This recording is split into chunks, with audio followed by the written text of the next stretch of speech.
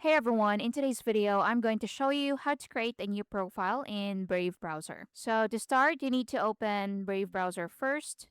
So go to the search bar and search for Brave, then open it. Once opened, click the three dots at the top right. Next, scroll down and look for more tools, then tap on it.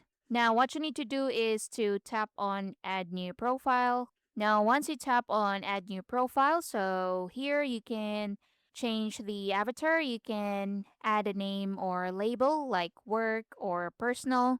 So I'm just gonna put in personal. So I can change the color here as well. If I click on this pencil icon, so I can change and pick a new avatar.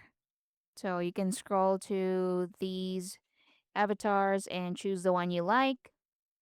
For example, I'm gonna pick this one and then just tap on done. So as you can see, the avatar has been changed, and once done, just tap on done right here and the new profile has been added.